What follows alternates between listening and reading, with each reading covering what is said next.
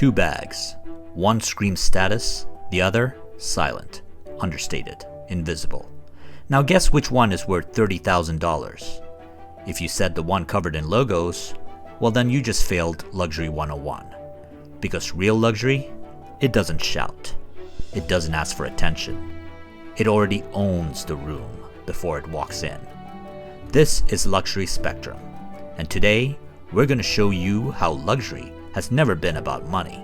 It's always been about power. To understand luxury, we need to go back, way back, before fashion, before branding, before capitalism. Luxury started in the tomb, in ancient Egypt.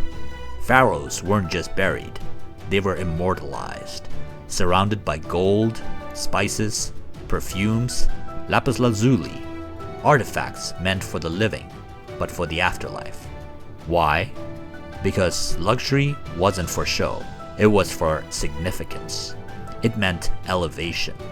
It was sacred. In ancient Greece, luxury was about wisdom, mastery, and living beautifully. In Rome, it was political. Too much luxury could be seen as a threat to the Republic, so Caesar literally made laws against it to restrict women from wearing too much gold or the color purple. Luxury was born in fabric form. The more you had, the more dangerous you appeared. Let that sink in. Luxury was once so powerful, it had to be controlled by law.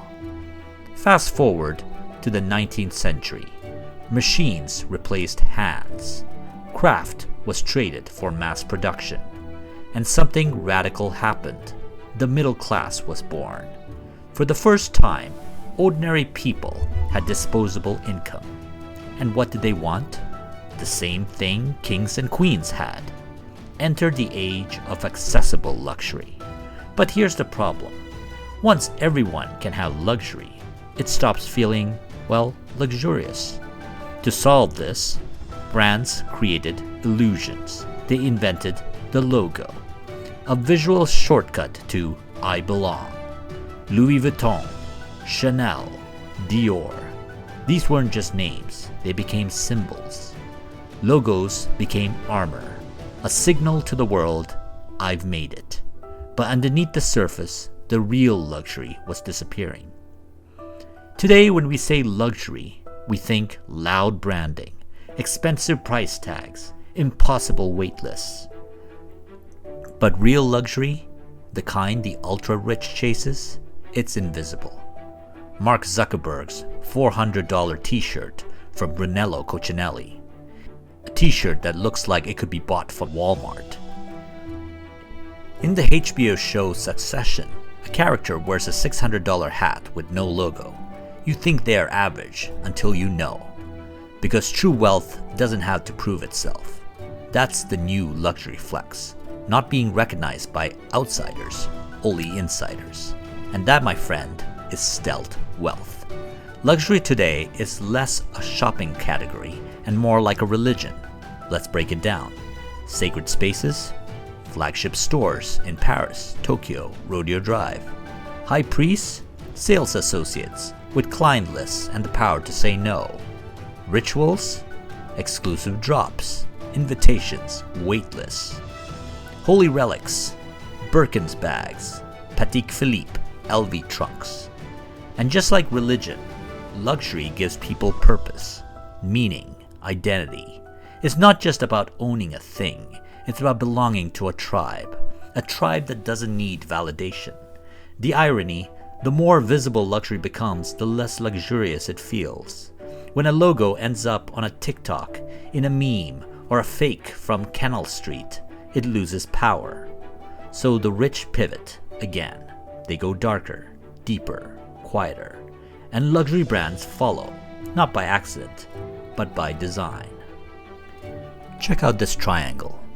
At the top, you have true luxury, timeless, rare, often useless from a functional standpoint, but filled with magic, mythology, and emotional reward. To the left, that's fashion. Fast, tribal, attention-seeking. You don't buy it to own it forever, you buy it to belong, right now. And on the right, that's premium. Premium is rational, high quality, high performance. The more you pay, the more features, bells and whistles you get.